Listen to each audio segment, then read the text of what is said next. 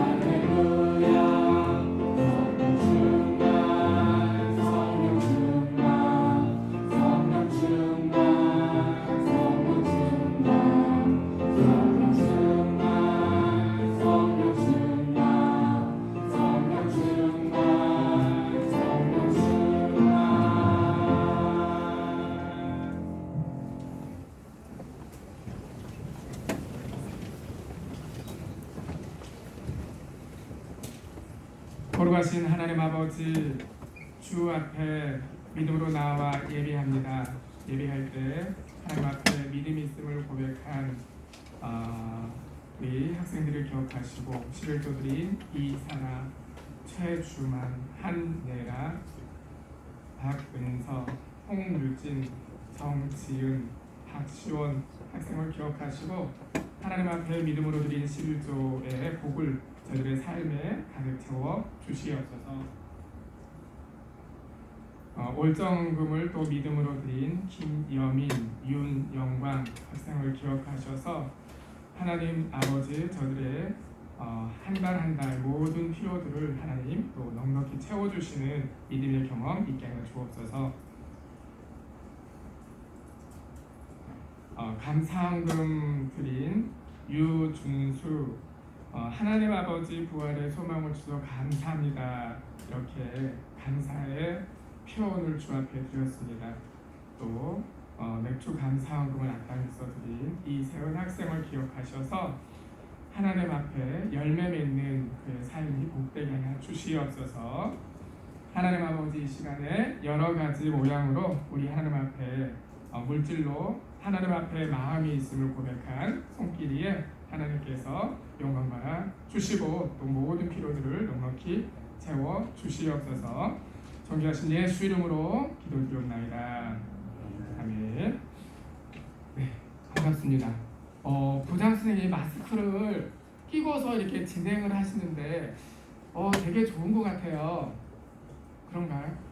네, 저희 그 입술이 안 보여서 조금 그렇긴 한데 저도 한번 마스크를 쓰고 메시지를 전해보려고 하는데 교장 선생님 잘 안 들립니다. 발음이 명확하지가 않는데요. 그렇게 표현을 해주세요. 이렇게 듣다가 그러면 제가 마스크를 벗을게요. 자, 오늘 새로운 환경에서 예배를 합니다. 그리고 여러분이 오는데 어려움 없었죠? 네. 자, 오늘 여러분과 함께 은혜를 나눌 말씀은 창세기 22장 1절에서 9절입니다. 창세기 22장 보겠습니다.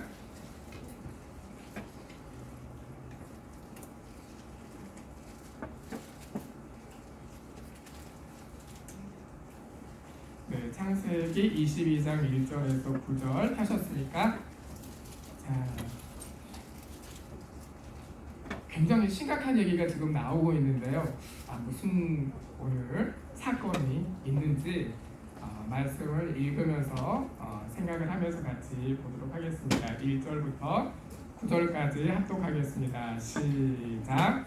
그 일 후에 하나님이 아브라함을 시험하시려고 그를 부르시되 아브라함아 하시니 그가 가로되 내가 여기 있나이다. 여호와께서 가라사대 내 아들 내 사랑하는 독자 이삭을 데리고 모리아 땅으로 가서 내가 내게 지시하는 한 산 거기서 그를 번제로 드리라. 아브라함이 아침에 일찍 일어나 나귀의 안장을 지우고 두 사람과 그 아들 이삭을 데리고 번제에 쓸 나무를 쪼개어 가지고 떠나 하나님이 자기에게 지시하신 곳으로 가더니 제3일에 아브라함이 눈을 들어 그곳을 멀리 바라본지라. 이에 아브라함이 사환에게 이르되 너희는 나귀와 함께 여기서 기다리라. 내가 아이와 함께 저기 가서 경배하고 너희에게로 돌아오리라 하고 아브라함이 이에 번제를 나무를 붙이하여 그 아들 이삭에게 지우고 자기는 불과 칼을 손에 들고 두 사람이 동행하더니 이삭이 그 아비 아브라함에게 말하여 가로되 내 아버지 하니 그가 가로되 내 아들아 내가 여기 있노라. 이삭이 가로되 불과 나무는 있거니와 번제할 어린 양은 어디 있나이까. 아브라함이 가로되 아들아 번제할 어린 양은 하나님이 자기를 위하여 친히 준비하시리라 하고 두 사람이 함께 나아가서 하나님이 그에게 지시하신 곳에 이른지라. 이에 아브라함이 그곳에 단을 쌓고 나무를 버려놓고 그 아들 이삭을 결박하여 단 나무 위에 놓고. 자, 오늘 말씀 주제는 아브라함의 이삭 결박 사건과 믿음의 길입니다. 주보에 말씀이 여기가 들어가 있는데요. 우리 주보를 펴고 또 의미를 생각하면서 같이 읽겠습니다. 네, 같이 읽겠습니다. 시작. 하나님의 말씀은 명령이다. 그가 빛이 있으라 명하시니 빛이 있었다. 만물이 하나님의 말씀으로 지어졌고 그 말씀 안에 생명이 있다. 첫사람 아담은 하나님이 금지하신 선악과 명령을 불순종하여 그 영이 하나님과 단절되었다. 마지막 아담인 예수께서는 아버지의 명령이 영생이라 하시고 죽을 계명과 살 계명에 복종하셨다. 성령은 아버지의 계명에 따라 죽으시고 그 계명을 따라 부활하신 예수를 증거하시고 예수 믿는 우리의 영을 살리시고 부활로 이끄실 것이다.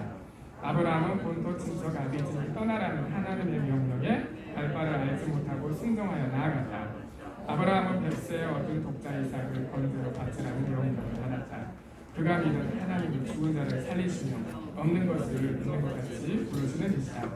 아브라함은 하나님의 명령에 순종하여 독자보다 귀한 예물을 하나님께 드렸고 하나님은 자신의 독자를 인류의 죄를 속죄하는 어린 양으로 주셨다.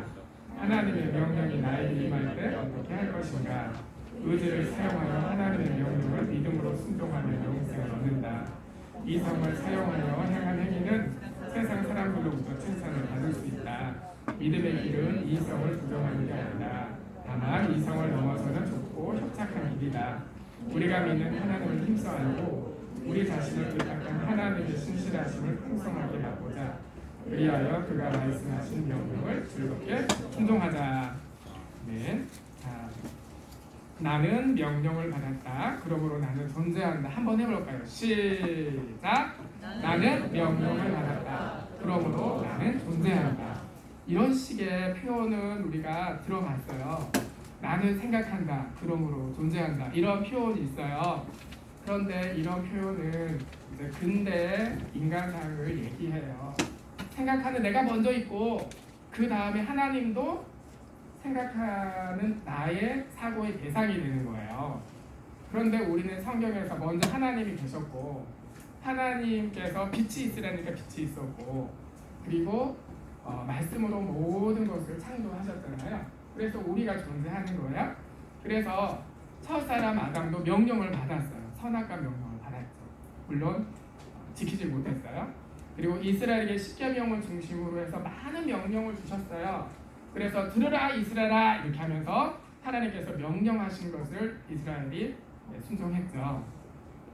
그런가 하면 예수께서도 아버지께서 명령하신 것 그것이 영생이다 이렇게 예수께서 말씀하시고 우리에게 새 계명을 주셨어요.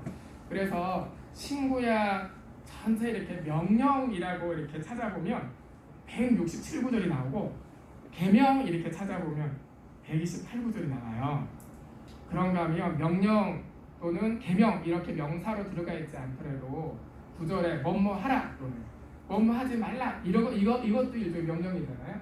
물론 사람이 얘기하는 것도 있지만 대부분 하나님이 하신 부분들이 많은데 그거 합쳐보면 한 2000구절 이상이 돼요. 그러니까 우리에게 명령으로 주신 말씀이 많이 있습니다. 자, 오늘 본문에서 아브라함이 이삭을 결박하는 사건이 일어났어요. 자, 그래서 이 장면은 아브라함 입장에서 먼저 생각해 볼 수 있어요. 우리 창세기 22장 1절을 봤었는데 그 이후에 하나님이 아브라함을 시험하시려고 아브라함을 시험하시는 거예요. 그래서 테스트를 하시는 거예요. 그러니까는 범죄하기 위해서 이 테스트를 하시는 게 아니라 아브라함에게 복을 주시고 그 복을 확정하기 위해서 테스트를 하시는 거예요.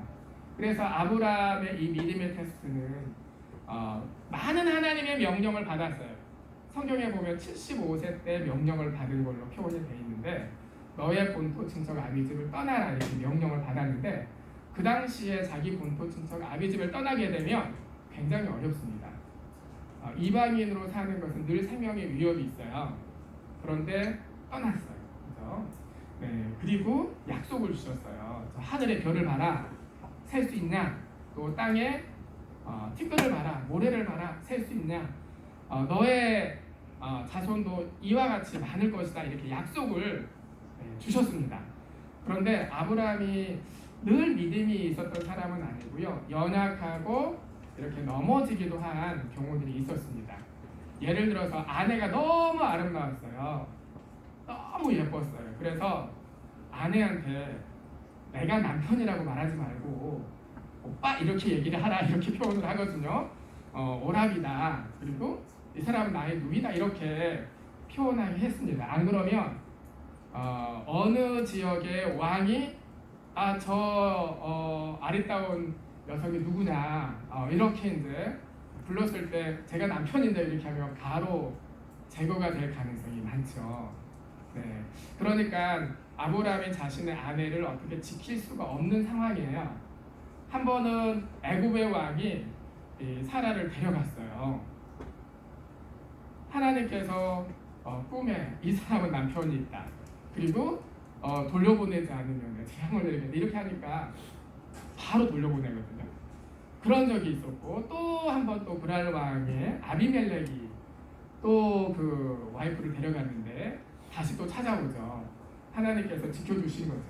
그러나 스스로 아내를 지키기가 참 어려운 그런 상황들도 있었고, 그래서 일종의 우리 하얀 거짓말처럼 이렇게 거짓말을 하는 경우도 있었고요. 그런가 하면 너의 시에서 이제 사라를 통해서 자손을 주시겠다고 하셨는데 그것을 믿지 않았어요. 설마 어떻게 그게? 그래서 사라가 자신의 여종을 남편에게 보내서 이 사람을 통해서 후손을 얻었으면 좋겠다. 그래서 이스마엘이 태어났어요. 그런데 하나님께서 그게 아니다.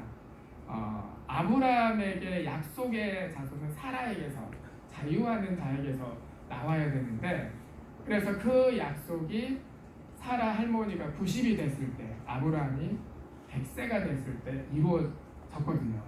그러니까 이건 불가능한 일이죠. 자, 그래서 아브라함은 이런 많은 믿음의 그런 테스트의 과정들을 거쳐가면서 중간중간 실수도 하고 정말 인간적인 부족함도 많이 겪었지만 하나님이 놀랍게 자신의 아내도 지켜주시고, 그 다음에 자손을 얻는 게 불가능한데 100세 또 살아간 90인 할머니, 엄청난 그 나이 많이 든 할머니가 됐는데, 그런데 하나님이 정말 생명을 그를 통해서 주신 것을 봤어요. 그러니까 하나님은 마치 없는 것을 있는 것처럼 부르시고 죽은 자를 산 자로 부르시는 하나님이신 것에 대해서 이제는 믿음이 생겼습니다. 자, 그런데 한참 더 시간이 지났어요. 아브라함에게 하나님께서 너의 독자를 내가 지시하는 산에 가서 나에게 번제로 드리라, 이렇게 명령을 하셨는데 그 명령에 순종합니다. 사라 와이프하고 얘기를 했을까요? 얘기했다는 표현이 안 나와요. 분명히 사라에게 얘기했으면 하나님 그런 거 명령하시는 분 아니다, 그거 잘못 들은 거 아니냐, 이렇게 했겠죠. 그런데 상의하지 않고 갑니다. 3일 길을 가요. 자, 그래서 아브라함은 이삭을 이제 장자 위에 올려놓고, 그게 마치 제단과 같죠. 거기서 칼을 뽑아서 이제 치려고 하는 부분까지 갔는데 다행히 하나님께서 딱 막아서는 부분에서 살아나죠. 그죠? 자, 그래서 아브라함의 그 믿음이 대단한 것을 볼 수가 있는데요. 그런데 이삭의 모습을 한번 생각을 해보세요. 이삭이 창세기 22장 6절 보면 그 아들 이삭에게 번제 나무를 이렇게 지워줬어요. 마치 지게 지는 것처럼. 자, 이삭이 몇 살쯤 됐을 것 같아요? 7살? 7살 어린아이 위에 번제할 나무들, 그러니까 일종의 장작처럼 나중에는 거기 위에 이삭이 올라가거든요. 그러면 그거를 짊어지고, 상당히 양이 많을 것 같은데 짊어지고 갈 정도 나이면 어느 정도 됐을 것 같아요? 4살이요? 아주 모르죠. 여기서 지금 이삭의 모습 한번 보세요. 장작을 짊어지고 산으로 올라갈 수가 있어요. 그 다음에 7절 이걸 물어봐요. 자, 불과 나무는 있다. 7절에 보면 번제할 어린 양이 어디 있냐, 이걸 물어볼 수준이 되죠. 자, 일단 짐을 짊어지고 갈 수 있는 정도면 적어도 여러분 나이는 되지 않았을까요? 청소년. 좀 더 많으면 아마 청년일 수도 있고. 자, 그런데 이삭이 몰랐을까요? 내가 번제로 드려질 거라는 걸 이삭이 몰랐을까요? 아마 낌새를 챘을 수도 있어요. 어린 양이 있어야 되는데 설마 나를 지금 잡으려고? 설마 나를 번제로 드리려고 하시나? 이렇게 생각을 할 수 있어요. 충분히. 그런데 아버지의 그 말씀하시는 거에 그냥 다 순종하거든요. 전혀 뭐라고 대꾸하지도 않고 싫다고 얘기하지도 않는 모습을 볼 수가 있습니다. 그러니까 이 장면은 아브라함의 믿음을 테스트하는 장면이 한편에 있지만 또 이삭이 아버지에게 순종하는 그 모습을 또 볼 수가 있어요. 자, 그런데 이 세상에는 이상한 일들이 많이 있습니다. 아프리카 선교사 가정에서 있었던 일인가요? 이 아프리카 선교사가 아내를 칼로 찔러 죽었어요. 세 자식도 칼로 찔러 죽였어요. 나중에 이제 조사를 받는 과정에서 왜 처자를 그렇게 살해했느냐? 그러니까 하나님이 그렇게 나에게 명령하셨다. 그래서 내가 그렇게 했다. 이거 어떻게 되나요? 상당히 심각한 사건이잖아요. 그죠?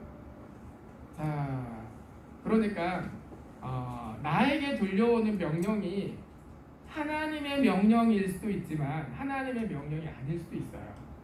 하나님의 명령을 듣는 사람은 귀신의 명령이 같이 들어올 수도 있어요. 그러니까 이 명령이 하나님이 하신 명령인지 아닌지를 분별할 수가 있어야 돼요. 그런데 아브라함은 하나님이 주신 명령이 확실히 하나님이 나에게 명하신 것이라는 것을 25년 이상, 그러니까 75세부터 100세까지 하면 25년이고 그 후로 적어도 한 15년이 지났다고 하면 한 40년간 하나님이 지시하시는 것에 대해서 순종하고 또 그 가운데 하나님이 하시는 일들을 체험했던 경험들이 있어요. 그러다 보니까 이것이 하나님이 나에게 명령하신 것인지 아닌지를 안다는 거예요. 자, 그러니까 이 아브라함의 이삭 결박 사건을 이성을 사용해서 보면 지금 아브라함은 이삭을 살해하는 거예요. 그러니까 굉장히 심각한 것이고 그런 명령은 하나님이라는 신이 있다고 한다면 그런 명령 하지는 않는다. 그렇게 생각할 수밖에 없는 사건이에요. 그런데 의지를 사용하고 믿음을 사용하면 이게 도대체 이성에는 이게 납득이 되지 않는데 그런데 하나님이 뜻하신 바가 있다라고 받아들이면서 묵묵히 수행해요. 그러면 이것은 이제 이삭을 희생하는 거죠. 아브라함 입장에서 가장 소중한 자였는데 그를 희생하는